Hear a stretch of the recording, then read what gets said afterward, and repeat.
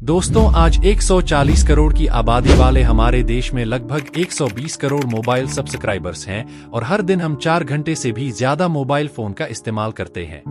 लेकिन इंडिया को दुनिया का दूसरा सबसे बड़ा टेलीकॉम इंडस्ट्री बनाने में टाटा, बिरला और अंबानी जैसे दिग्गज बिजनेस घरानों के भी पसीने छूट गए। लेकिन साल 2016 में जब दूसरी बार अंबानी परिवार पूरी तैयारी से जियो को मार्केट में लेकर आया तो इंडियन टेलीकॉम मार्केट का रूप ही बदल गया।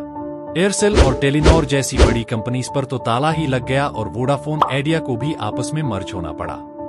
लेकिन भारतीय एयरटेल इकलौती ऐसी कंपनी है जिसने BSNL से भी पहले अपनी मोबाइल सेवा शुरू की और आज भी मजबूती से टिका हुआ है। लेकिन सवाल अब ये उठता है कि 250 रुपए में 1 GB डेटा और 16 रुपए पर मिनट की कॉल वाली एयरटेल आज के सस्ते टेलीकॉम के दौर में जियो के सामने टिक कैसे पाई। साइकिल के पार्ट्स बनाने से शुरुआत करके ने मोबाइल नेटवर्क को 17 देशों में कैसे पहुंचा दिया। आज की वीडियो में हम भारती एयरटेल की पूरी जर्नी के साथ ही उसके फाउंडर सुनील भारती मित्तल के संघर्ष की पूरी कहानी को जानने वाले हैं। दोस्तों, एयरटेल कंपनी की कहानी शुरू होती है पंजाब के एक पॉलिटिकल फैमिली से, जब साल 1957 में लुधियाना से राज्यसभा सांसद सतपाल मित्तल के घर सुनील मित्तल का जन्म हुआ। लेकिन उनकी दिलचस्पी पॉलिटिक्स में नहीं बल्कि बिजनेस में थी और इसीलिए पंजाब यूनिवर्सिटी से ग्रेजुएशन कंप्लीट करते ही वो अपने पिता से 20,000 रुपए की डिमांड की है ताकि कोई छोटा मोटा बिजनेस शुरू कर सके। उसके बाद वे हीरो ग्रुप के मालिक मुंजाल साहब से मिले और उनके हीरो साइकिल्स के लिए क्रैंक सॉफ्ट बनाना शुरू कर दिए। साथ ही एक यर्न फैक्ट्री और स्टील की शीट बनाने वाली फैक्ट्री भी शुरू की, क्योंकि बहुत जल्दी ही उन्हें बड़ा आदमी बनना था। ये बात है साल 1976 की, जब सुनील मित्तल की उम्र सिर्फ 18 साल की थी।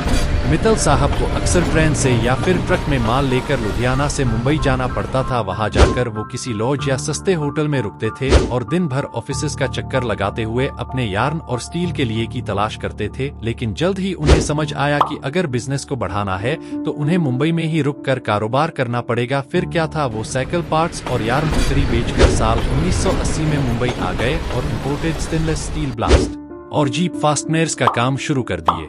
लेकिन हमेशा उन्हें लगता था कि ये ट्रेनिंग का छोटा मोटा कारोबार उन्हें वो मुकाम नहीं दिला पाएगी जिसकी चाहत उनको थे।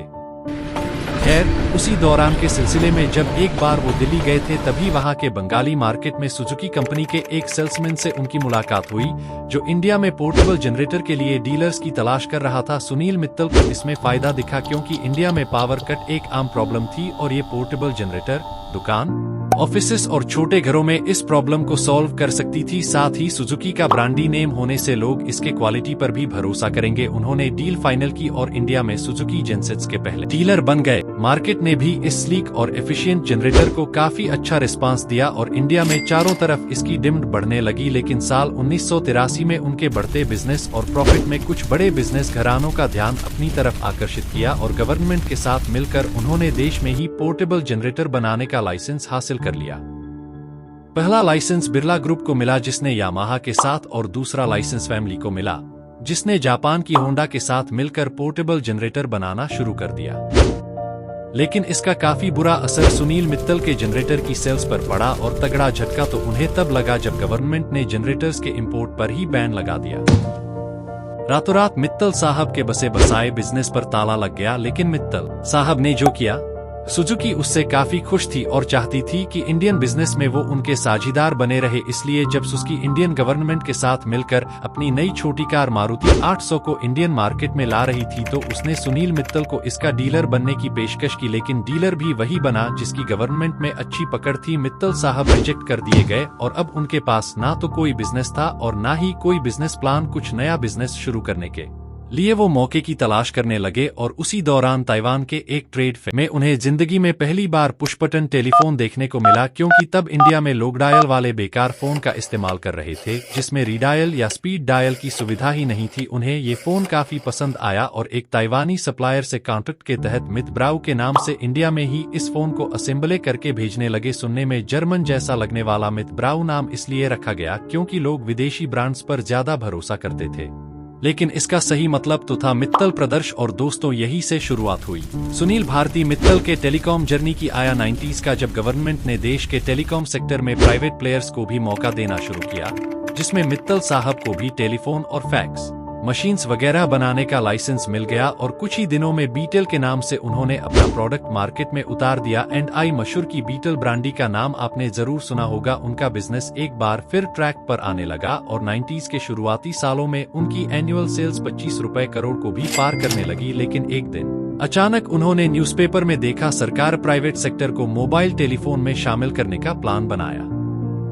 हालांकि अभी तक गवर्नमेंट टेलीकॉम डिपार्टमेंट पर पूरी तरह से अपना कंट्रोल रखती थी। यह खबर देखते ही सुनील मित्तल ने इसमें बोली लगाने का फैसला किया। लेकिन इसमें चैलेंज ये था कि वही कंपनी इसमें भीड़ कर सकती थी जिसके पास टेलीकॉम ऑपरेटर होने का एक्सपीरियंस हो, और इसके लिए मित्तल साहब ने फ्रेंच टेलीकॉम ग्रुप के साथ जॉइंट वेंचर में बीट किया और फाइनली दिल्ली सर्किल का लाइसेंस उन्हें मिल गया।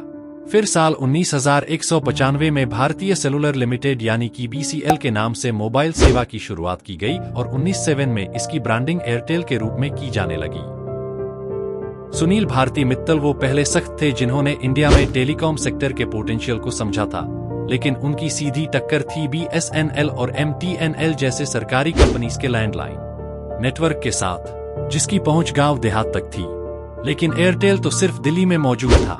लेकिन हाँ, एयरटेल एक चीज में उनसे जीत सकती थी और वो थी क्वालिटी ऑफ सर्विस। BSNL और MTNL का नेटवर्क अक्सर डाउन रहा करता था और इसी का फायदा उठाकर एयरटेल ने 24/7 बिना किसी रुकावट के सर्विस देने पर ध्यान दिया और धीरे धीरे दूसरे सर्किल्स में भी एंट्री करने के लिए वहां के लोकल सर्विस प्रोवाइडर्स को अक्वायर करना शुरू कर दिया।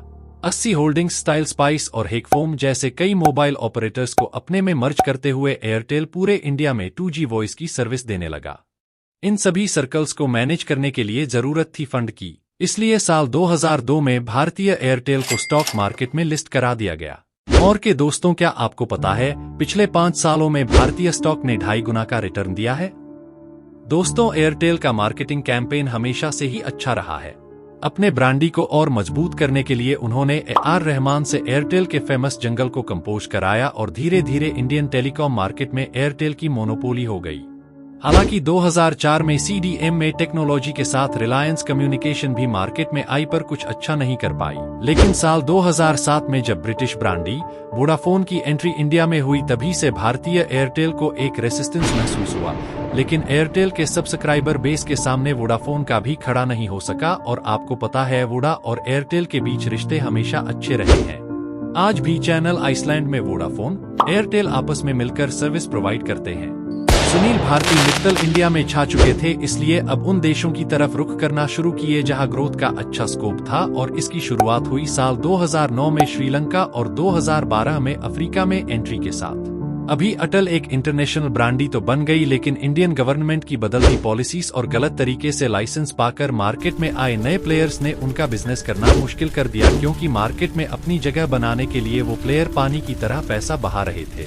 उन्हें फायदा नुकसान से भी कुछ ज्यादा मतलब नहीं था और रही सही कसर 2010 में 3G के लॉन्च ने निकाल दिया, जब भारी भरकम लाइसेंस फीस देने के बावजूद 3G सर्विस बुरी तरह से फ्लॉप हो गई। लेकिन सुनील मित्तल फिर भी हार नहीं माने और जब उनकी सबसे बड़ी कॉम्पिटिटर BSNL 4G टेक्नोलॉजी को खुद से डेवलप करने पर अभी विचार ही कर रही थी, उसी दौरान 2014 में वो विदेशी कंपनीज की टेक्नोलॉजी लेकर आए और इंडिया में 4G सर्विस की शुरुआत कर दिए। अब देखा जाए तो गवर्नमेंट की टेलीकॉम पॉलिसीज ने टेलीकॉम ऑपरेटर्स के सामने हमेशा एक चुनौती खड़ा किया है, लेकिन जहां बाकी ऑपरेटर सरेंडर करते चले गए, अनिल मित्तल हर चुनौती का कोई ना कोई रास्ता निकालते गए। लेकिन अब जो चुनौती उनके सामने आने वाली थी, उसने सुनील मित्तल को हिलाकर रख दिया। उनका सारा एक्सपीरियंस, उनकी सारी स्ट्रेटेजी, सब कुछ फेल होने लगा जब 2016 में रिलायंस जियो की एंट्री हुई। लेकिन आगे आप इस वीडियो के सबसे इंटरेस्टिंग पार्ट में जाएंगे कि वो मास्टर स्ट्रोक क्या था जिसने एयरटेल को इस मुश्किल घड़ी से भी बाहर निकाल दिया। और था जब एयरटेल का मंथली प्लान 500 रुपए से भी ऊपर का हुआ करता था और 1 GB डेटा के लिए हमें 250 रुपए चुकानी पड़ती थी। लेकिन जियो के फ्री कॉल और फ्री डेटा ने एयरटेल को जबरदस्त चोट पहुंचानी शुरू कर दी। जियो जिस रफ्तार से सब्सक्राइबर गेन कर रहा था, भारतीय उसी रफ्तार से अपने यूजर्स को खो रहा था। अब मार्केट में मौजूद छोटे प्लेयर्स के पास अपना धंधा समेटने के अलावा कोई रास्ता नहीं बचा। यहाँ तक कि वोडाफोन और आइडिया को भी आपस में मर्ज होना ही बेहतर ऑप्शन लगा, क्योंकि पहले तो ने सर्विसेज को फ्री रखकर सभी के मोबाइल की सेकंड स्लॉट में अपनी जगह बना ली और फ्री सर्विस के बाद भी अपने प्लान्स इतने सस्ते रखे कि बाकी ऑपरेटर्स के पास टैरिफ को 7080% तक कम करने के अलावा कोई चारा ही नहीं बचा। लेकिन साल 2019 में समय में एक बार फिर करवट ली और एयरटेल को एक मौका मिला जियो को मात देने का। दुनिया में चोरों ने दस्तक दे दी थी और इंटरनेट का यूज इतना बढ़ गया कि सबको एक सस्ते ब्रॉडबैंड कनेक्शन की जरूरत पड़ने लगी। एयरटेल ने सिचुएशन को भांपकर अपनी पूरी स्ट्रेटेजी ही चेंज कर दी और अपना फोकस मोबाइल डेटा से हटाकर अपने ब्रॉडबैंड राउटर को लोगों के घरों में लगाने पर कर दी, जिसकी स्पीड 10 गुना तक तेज थी। एयरटेल ने जियो का ही वेपन उनके खिलाफ इस्तेमाल किया, क्योंकि 500 रुपए की शुरुआती मंथली प्लान के साथ एयरटेल एक्सट्रीम का कनेक्शन देना उनके लिए नुकसानदायक था। लेकिन उन्होंने लॉस लीडर स्ट्रेटेजी पर काम करते हुए उन घरों में भी घुसना शुरू कर दिया जहां ऑलरेडी जियो का सिम इस्तेमाल किया जाता था, और फिर वहां पर अपनी जगह बना लेने के बाद एयरटेल ऑल इन वन और एयरटेल ब्लैक जैसे कुछ बंडल प्लान भी लाए गए, जिसमें ब्रॉडबैंड के साथ टीटीएच या फिर मोबाइल सर्विसेज को भी लेने पर उनके चार्जेज इतने रीजनेबल थे कि दूसरे मोबाइल और डीटीएस यूजर्स उनके इकोसिस्टम के अंदर आने लगे। और फिर जब एक बार वो सारे कस्टमर्स एयरटेल के इकोसिस्टम के अंदर आ गए तो उनका पैकेज तरह किया गया कि लोग लोअर प्लेन्स ना लेकर कम से कम 1000 और 1200 तक का प्लान जरूर लें। कई OTT प्लेटफॉर्म और विंग म्यूजिक के साथ भी टाई अप किया गया ताकि आप स्केलिंग टेक्निक के जरिए हर यूजर से 100-200 रुपए की एक्स्ट्रा कमाई की जा सके। अल्टीमेटली ये कहा जा सकता है कि एयरटेल ने हमेशा से ही उन कस्टमर्स को टारगेट किया है जिनका परचेसिंग पावर है और जिनके लिए फास्ट और क्वालिटी सर्विस ज्यादा इंपॉर्टेंट है। यहाँ तक कि साल 2018 में एयरटेल ने मिनिमम रिचार्ज प्लान लाकर अपने 5 करोड़ यूजर्स को रिमूव कर दिया था, जो हर महीने एयरटेल का सिम रिचार्ज नहीं करते थे। लेकिन इन लो रेवेन्यू यूजर्स का लोड हटने से एयरटेल का नेटवर्क कंजस्टेशन फ्री हो गया और उनके एक्टिवेशन को पहले से बेहतर स्पीड और सर्विस का एक्सपीरियंस होने लगा। लेकिन एयरटेल से हटकर ज्यादा फोकस लोअर, मिडिल और मिडिल क्लास पर होता है, क्योंकि वो वॉल्यूम में खेलना चाहते हैं, जिसका असर उनके नेटवर्क पर भी दिखने लगा और जियो की सर्विसेज स्लो होने से क्वालिटी पसंद लोग एयरटेल की तरफ शिफ्ट होने लगे। हालांकि एक्सट्रीम फाइबर की सक्सेस को देखकर जियो भी अपना ब्रॉडबैंड सर्विस लेकर आया, लेकिन क्वालिटी ऑफ सर्विस के मामले में लोग एयरटेल को ही ज्यादा पसंद करते हैं। दोस्तों, साल 2020 और 21 में हजारों करोड़ के नुकसान के बाद भारतीय एयरटेल ने बाउंस बैक करते हुए 2022 में 4255 करोड़, 2023 8000 में करोड़ से भी ज्यादा का प्रॉफिट किया है। आज भले ही एयरटेल लगभग 38 करोड़ सब्सक्राइबर्स के साथ रिलायंस जियो के बाद दूसरे नंबर पर आता है, लेकिन उनका एवरेज रेवेन्यू पर यूजर यानी कि आरपू 208 रुपए है, जो कि रिलायंस जियो के 181 रुपए की तुलना में कहीं ज्यादा बेहतर है। तो इस तरह से साइकिल पार्ट से शुरुआत करके सुनील मित्तल ने एयरटेल को इस मुकाम तक पहुंचाया है। उम्मीद है कि इस वीडियो में भी आपको कुछ नई जानकारी मिली होगी। Thanks for watching.